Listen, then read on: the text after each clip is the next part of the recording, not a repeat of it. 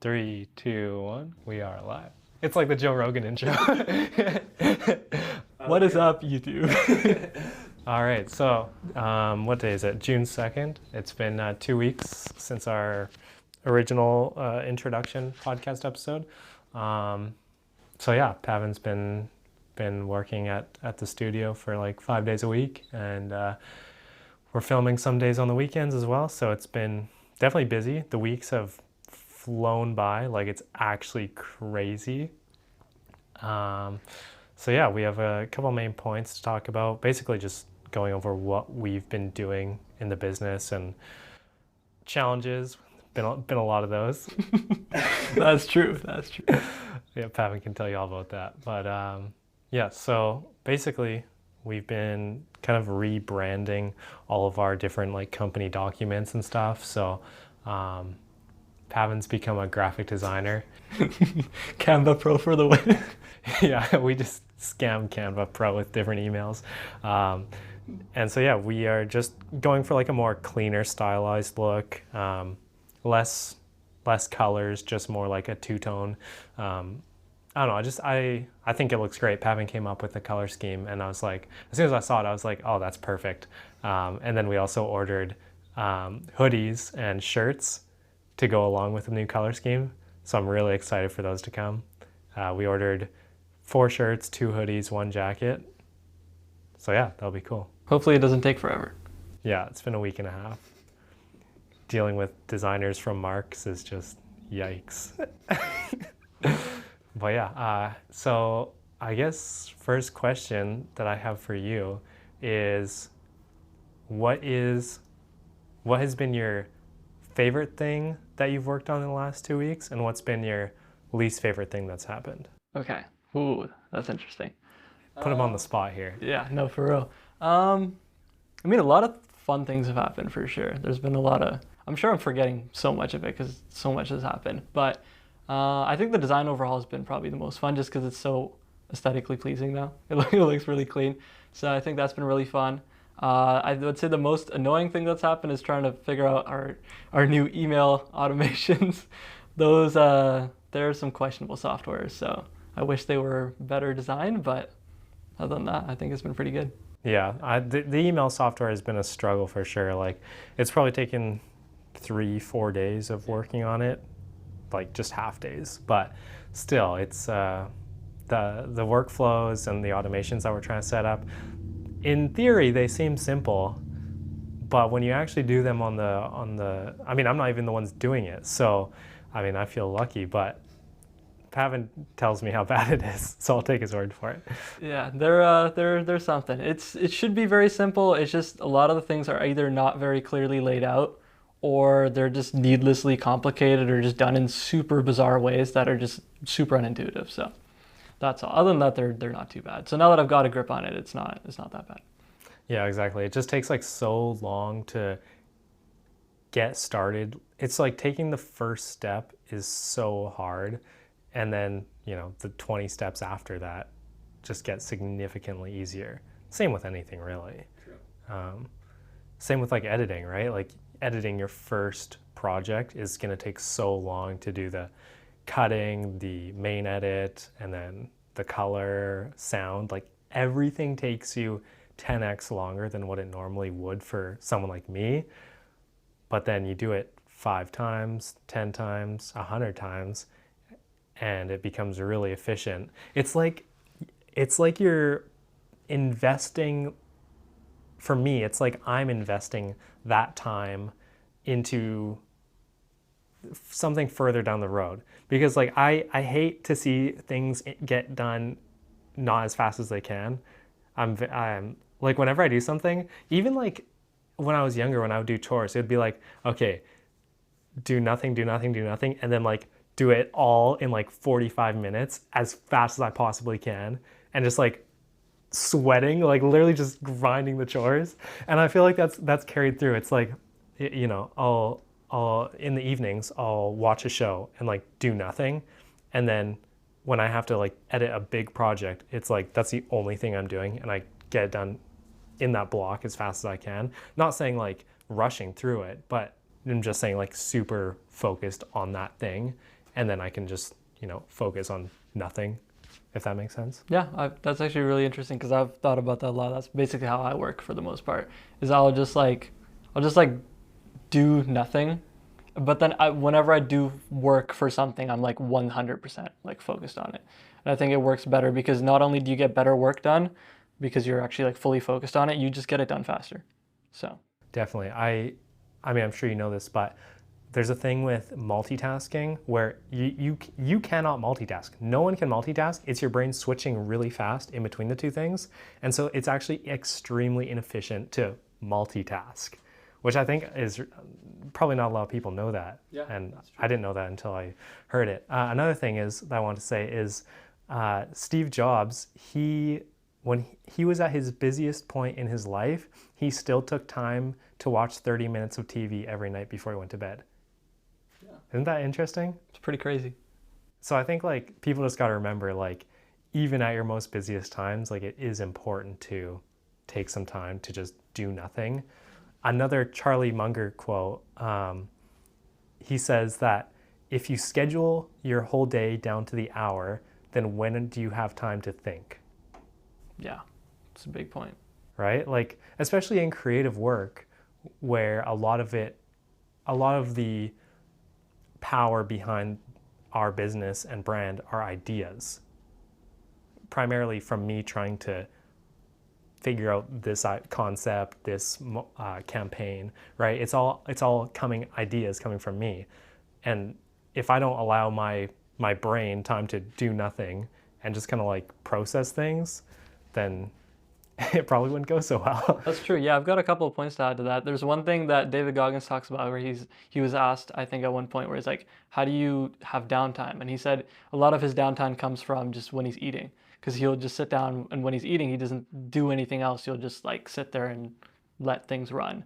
I think that's a really big thing. And like for me as well, like whenever I'm doing some like mindless thing, if I'm like doing like chores or something, like even this happened yesterday. I think I texted you yesterday morning where I was like, hey, I figured out something for this automation. I was vacuuming the house and I was like, oh, I figured out how to fix our automation on email because it was just subconsciously running in my head. I wasn't actively thinking about it.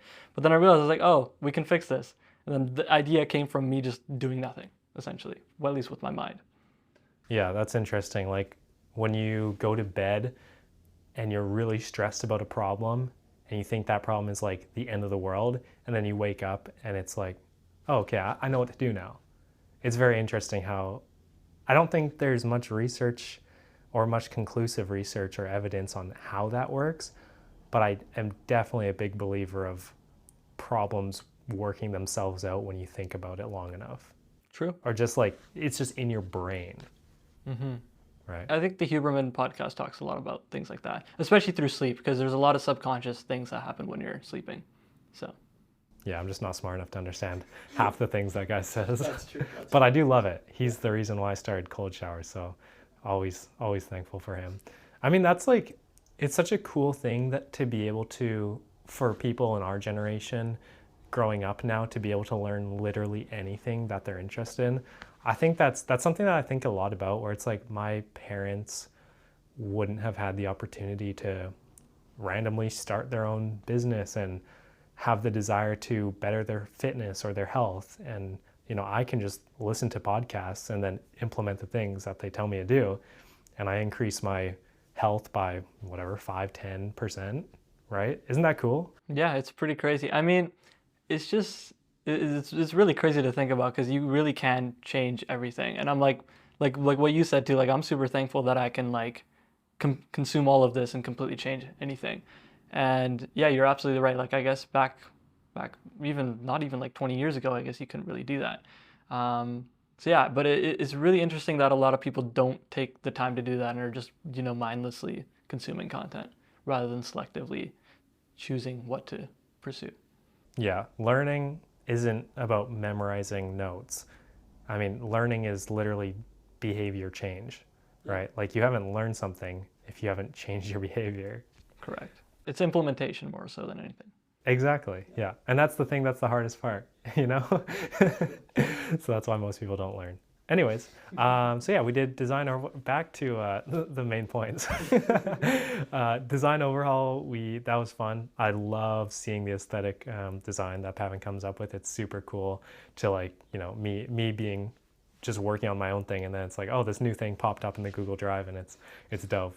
A really big thing that we've been trying to implement right now is something called Auto GPT.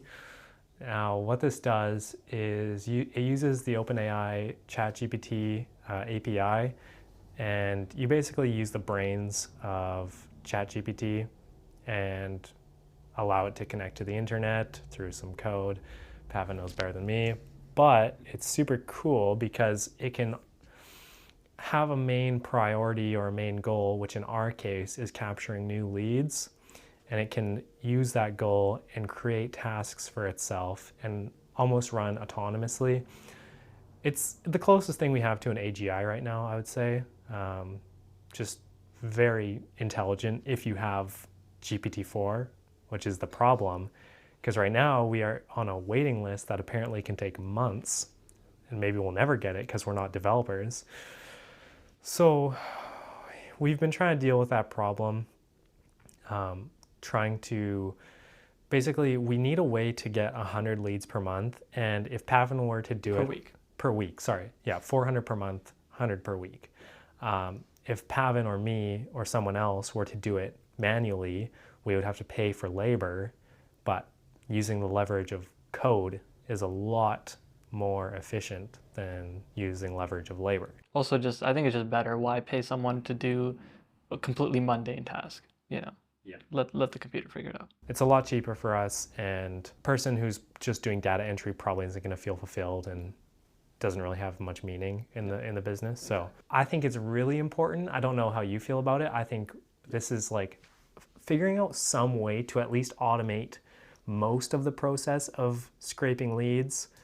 I think that's one of the main things that's very important right now for us, because we need deal flow. And then from there we can go, okay, well now we have too much, now we need to outsource editing, and it just grows from there. You basically just identify the constraints in your business that you're dealing with, and you focus on one goal to fix those things. Which brings me to another point is, one day last week, I texted Pavan in the morning after the gym, and I was like listening to some podcasts, and it just made me realize that the people who have achieved anything have focused on one thing, and they put all their energy into one goal. And I think we were spreading out our resources a lot, trying to work on 10 different projects at once. Even in these 2 weeks that Pavan's been working with me, it's like the first week we were really spread out, not really having a singular goal, not really having a vision of where we want to go. And then we decided on, okay, the one thing we need is customers. We can handle a couple more customers right now, so that's what we need. So that's our only goal. Hence why we are super set on this Auto GPT and onboarding and automating a whole bunch of these email workflows. So it's going to save us a lot of time and move us closer to our main goal. Yeah, that just brings me back to the point there's that one video Alex Ramosi has where he talks about like focusing. He talks about a lot of different things, but he mainly talks about how you can work on multiple different things, but there's always one thing that you need to work on that's going to maximize your return essentially on what you actually need to do to improve your business. And for us right now, what it does seem like is we just need more customers.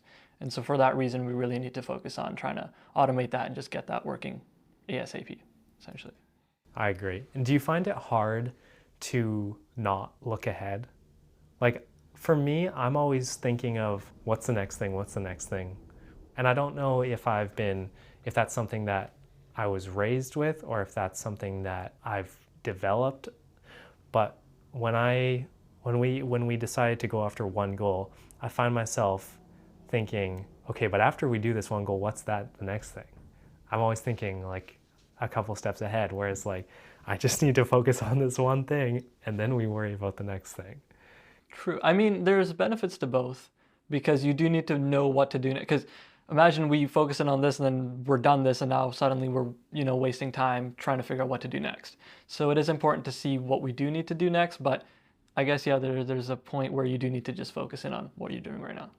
Do you ever find yourself like looking ahead at like what needs to be done after we? I'd say so, yeah, sometimes. I try to tend to just do the thing and then I kind of forget about it, It goes to the back of my mind. Yeah, it's easy if you're in the work, you just forget about the other stuff. But that's like kind of the paradox that you can get stuck in, where it's like you're thinking of the next thing so you don't do the work. Whereas if you just did the work, you wouldn't be thinking of the next thing. True, yeah, so I try to fall into the just do the work and then figure it out later. Probably for the best. Yeah. Next thing, newsletter. Styles Productions newsletter, Marketing Catalyst. What? Crazy. Yeah, we decided to put together a newsletter, and the main reason is because we want to focus on providing as much value as possible, et cetera, et cetera. So we decided to do this in the form of, first of all, content. I've been slowly getting back into content for our own business page, Styles Productions, on Instagram, TikTok, all that sort of stuff, which is tough when you're trying to make content for 6 clients and your content is the last thing on the plate, It's like I get, it's 9 p.m. and I'm like, oh, do I really want to make a video for myself? Not really. So yeah, content is obviously probably the most accessible way to provide value to clients, potential clients in advance. The next thing that we've decided to implement is the newsletter, and that's called the Marketing Catalyst. And do you want to explain basically what we're providing in that newsletter? Yeah, for sure. So it is going to include some marketing tips that we talk about in terms of how to help the businesses that we have on that list. The next thing that it's going to have is, what else is there on there? Video. Oh yeah, the videos on there. We're gonna have exclusive videos on there. We're gonna have marketing tips. We're gonna have recommended content, so handpick things that we find to have incredible value for us that we can then share to other people. And then lastly, we're also gonna do project showcases where we're gonna be showing current clients and the work we're doing for them and how that's helping them. Yeah, so basically a little bit of, I hate the word blogging, but a small blog of like marketing tips, and then a video, which is going to be me talking about more in-depth subjects which don't really fit on social media because you care about retention and all that garbage on social media, whereas if you're sending it out on a newsletter, which people know that they're on and want to see the content, it's a lot easier to break down bigger concepts without worrying about I need people to watch the whole thing, all that sort of stuff. So I'm excited to break down some big concepts, and then also the third party content that we recommend on the newsletter. That's probably the thing that I'm most excited about because I love listening and watching videos on business and all sorts of marketing stuff. So now that I get to tell other people about it and they're going to be forced to listen, it's going to be awesome. What else do we have? The referral program that we just set up. Finally. Long overdue, I would say. Yeah, that's an interesting one. We sent out a referral program to our monthly clients, basically stating they get a 10% discount for their first, second, and third referrals. So if they talk to a friend, well, it's just a normal referral, okay? If you don't know how a referral works, then I don't know. Okay. Anyways, it's a referral program, and it's long overdue, and we finally have it implemented. So, yeah. Hopefully it'll increase our customers. That's exactly what we're trying to focus on. Exactly. So just another thing that's moving us closer to the goal 1 goal. Now, interestingly enough, we've been also shifting away from pricing services. Here's an example. So one Instagram reel, let's call it $150.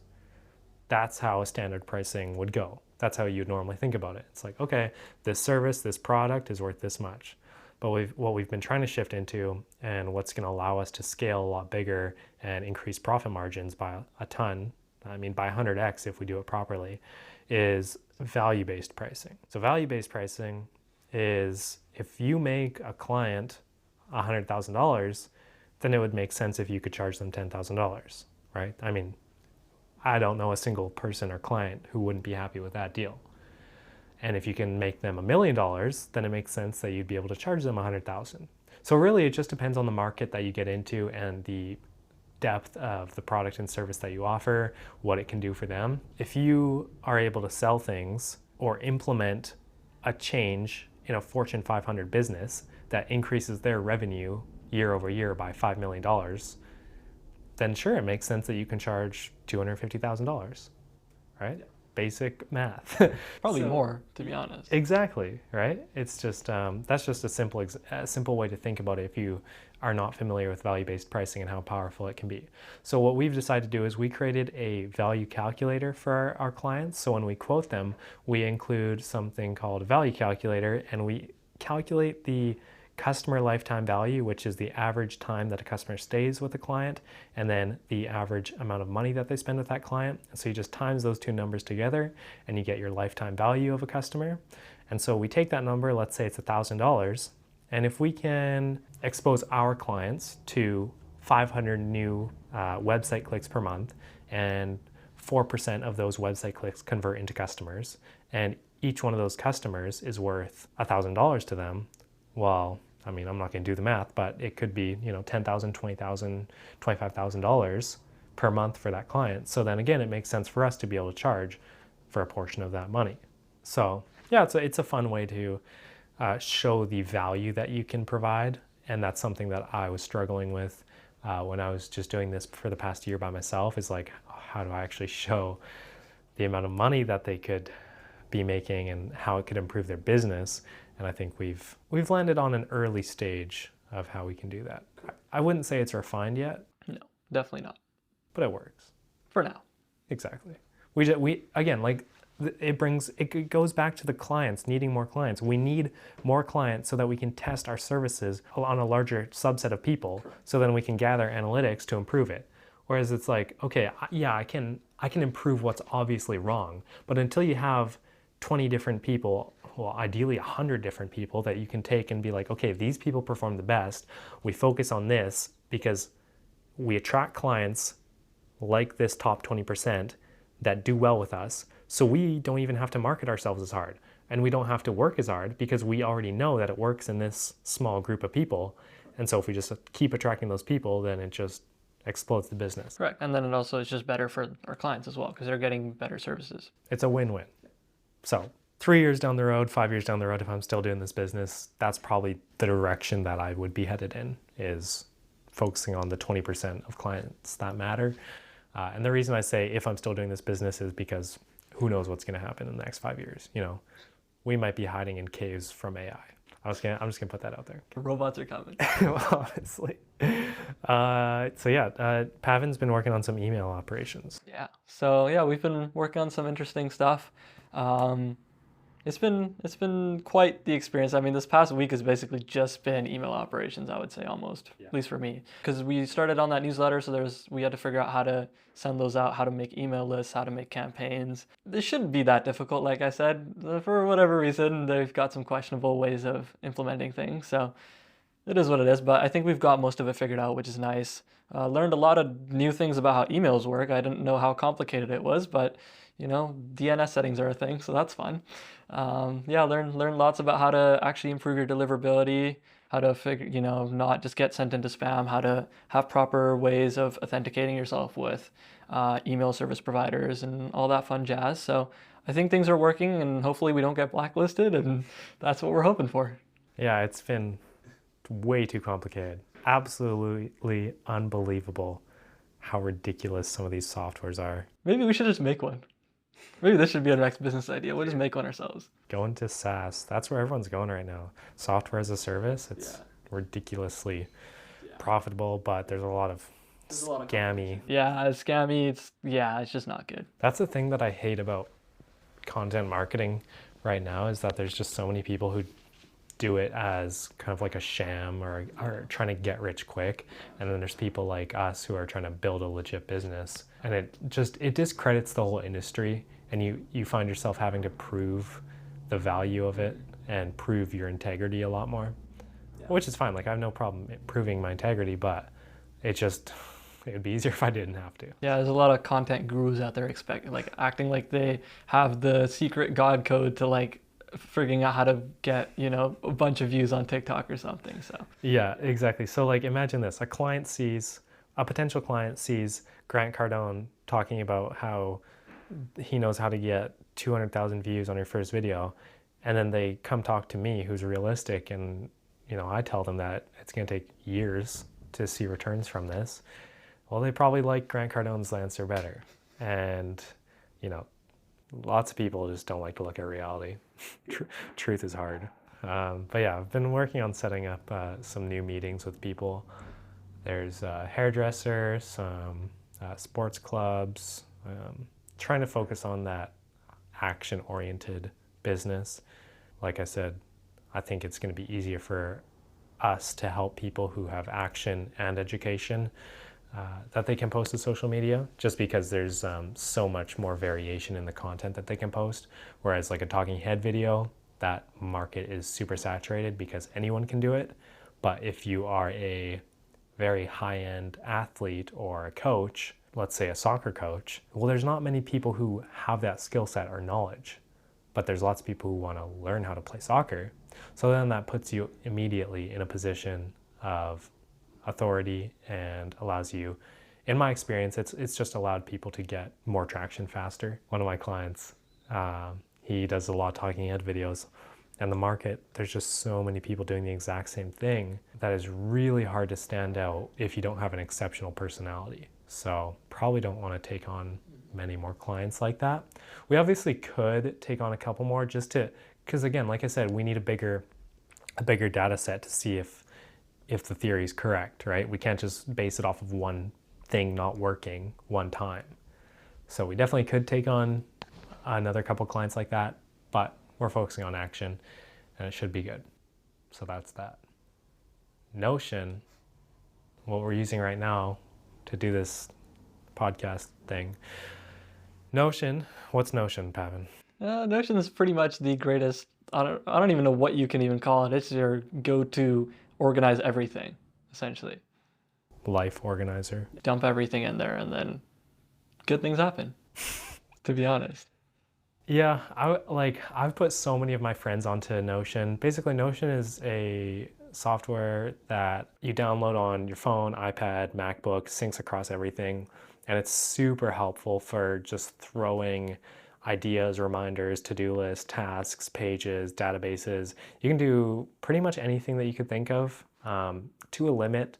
There's some limitations with how you can lay out the design and the UI, but if there wasn't those limitations, then it would just be way too complicated for 99.9% of people. So obviously it makes sense. But yeah, I've put tons of my friends who are going to university onto Notion just because it literally changed my life when I started doing my to-do list and tasks and just organizing like things that I was reading and videos that I was watching. There's so many different ways that you can use it. I heard about it first from a YouTuber named Ali Abdal who does like productivity content. I used to watch his videos all the time, and he talked about Notion and this idea of a second brain, and I thought that it was just so cool that he could throw any information that he didn't need to immediately access into this idea in Notion called a second brain. So I implemented it and it was really good. The idea is that it allows you to focus on more creative or more important things in your life rather than having to remember what time you're meeting for coffee on Sunday. Exactly. Yeah. It just allows you to get rid of just unnecessary baggage in your brain, I guess. There's just things that you need to do, things you need to remember.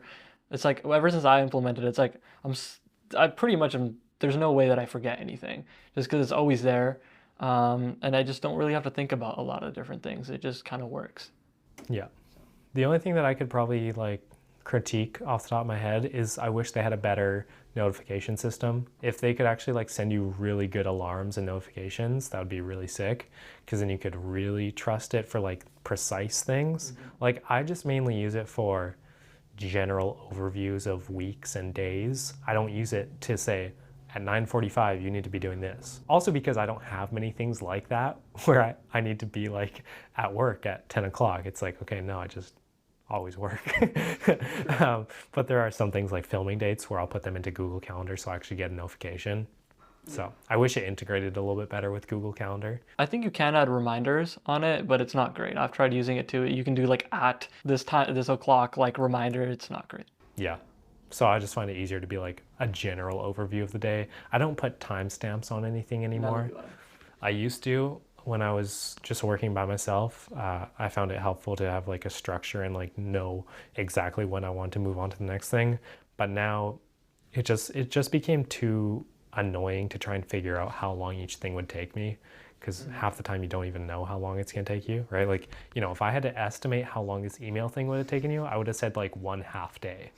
And it's taken like 3 days. So that's how we're using Notion right now. Was I the one who told you about it? I believe so, I'm sure. Or yeah. Yeah. And dude, everyone who downloads Notion and then tells me like that they just couldn't get into using it, you're dumb. Okay. To be fair, there was a bit of it's not a learning curve, but there is a bit of a resistance to start actually implementing it. And again, we're getting back to implementing things. It's weird to start using it at first, but then once you start using it, you can't not use it. It's one of those things. But at first it is a little bit weird to always reach to your phone and like put something into it. But now I just do it automatically, so it's fine. Yeah. Yeah, it just becomes part of your life. And another thing that I like a lot about it as well is you can actually just make web pages that you can share with people, which is really cool. So you can just make static web pages. You don't need to know how to make a website. Just boom, throw it on Notion. I mean, yeah, it's not like a nice website, but if you just need to convey some information to someone, boom, you have a website. So. And it's really cool that it updates in live time. Like me and Pavan are both on the free version, but I made a whole team space that's inside of like one page or block, whatever you want to call it. It's like inside of one main compartment, and then I have like all of the other operations, editing, finances, all that sort of stuff like that correlates with my overall business structure. And Pavan can just get access to the overarching page that has all of this other stuff in it. So he can, without paying, he can access literally everything that I'm working on, and he can add to it. We can assign people to different tasks and projects, which I love. Like when we have more people, or you know, if you're still here, when I have more people like as editors or, you know, scheduling content or doing working leads, and like each person has like their own tasks and assignments, I think that's really fun for me. I like their node-based timeline editing. I cannot believe that it's literally just DaVinci thrown into a timeline, and it's like, okay, here you go. Now you can make these longer or smaller based on how long you want it to take, block certain things based on other things, and it's great. Yeah, it's like if you use a nonlinear editor, you will recognize the patterns that Notion has implemented, and it looks exactly like DaVinci Resolve. So it's awesome. But yeah, one thing I actually just posted on my Instagram story a couple of days ago about looking for an editor. Not exactly for right now, because we don't have enough work for another editor right now. But if we get like 2 or 3 more monthly clients, then it's going to be too much for me. And maybe some of your time will be freed up because you won't be dealing with this email garbage. So you can do more editing. But at the same time, we also want someone to be able to be working on the business instead of in the business. So I think it's important to have enough people. And like we do have the funds for it, where it's like we could be paying an editor a couple $1,000s a month to take off of our hands 2 monthly clients, right? Yeah. And it's like, okay, this is your job. You just upload to Google Drive, we schedule it, or even they schedule it maybe. So yeah, I posted on my Instagram story a couple days ago, and I got 3 responses, which was very surprising. The reason I did it so early is because I thought it was going to take 3 months to find someone that I really felt like it was a good fit, because from everything I've heard, I don't have much experience But from everything I've heard, hiring a team, especially in the beginning phases, is something that is the most, like, it's so critical to how you grow and how you succeed in the early days, like 0 to 5 million. Anyways, so getting a small team together who really works well and like understands the mission and the goals of the company is something that I'm really set on. Obviously, Pavan was a very easy person to integrate because we had already known each other, and I know his life outside of school and work, and so it's super easy for me to trust him with basically anything. But when you start hiring people that you don't know, that might be really good at editing, but they don't have the values that I look for in a person, then I probably wouldn't hire them, Yeah. and that's just tough. It's hard. It's definitely difficult to figure out who you actually want to hire. Yeah. Yeah, so we'll deal with it when it gets there. But yeah, we've had some emails come in, and I'm excited to start taking some phone calls with them and see if any of them would be good. I would really prefer someone local because then I could just drop footage off at their house and I wouldn't have to upload it over my horrible Wi-Fi. Petition for Starlink for Styles Productions, please. I'll pay for it too. This is like what, like the third time it's gone out. This like went out today again. I was like, oh my gosh. Yeah, it's rough living in the boonies.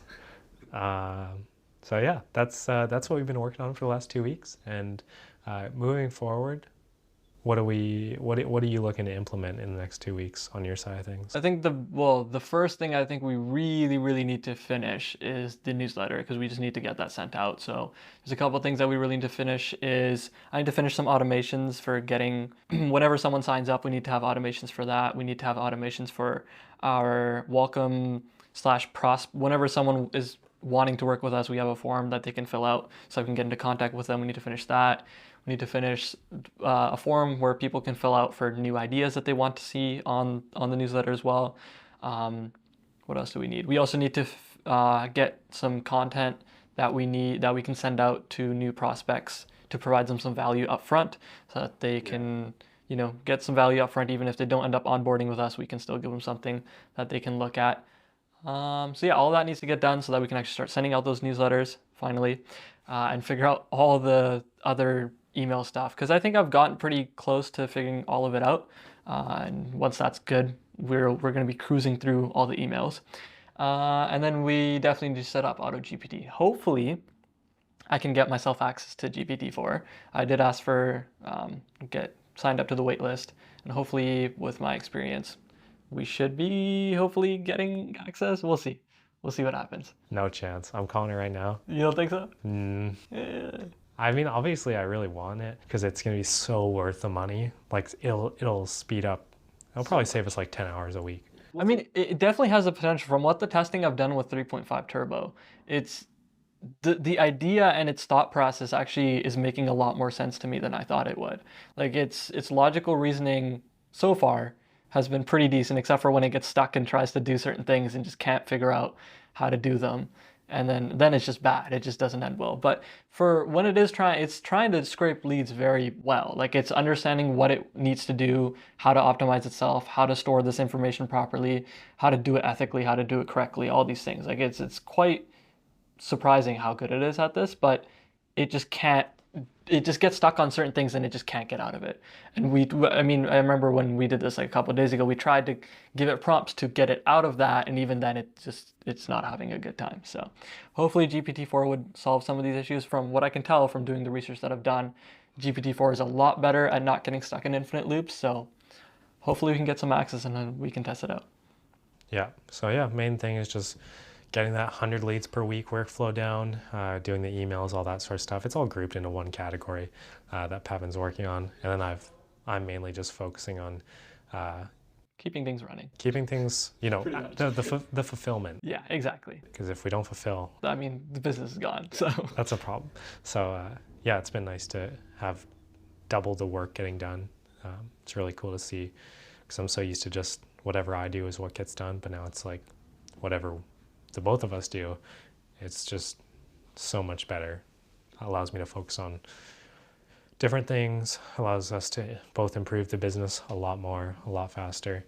So yeah. It's also just been cool to like bounce off ideas, and like the way we work is it's similar, but it's also very different. And there's been times when either I've had a different idea or you've had a different idea, and it's just made for a much better end product for whatever it is that we're doing. So that's been really interesting that we've been able to do that.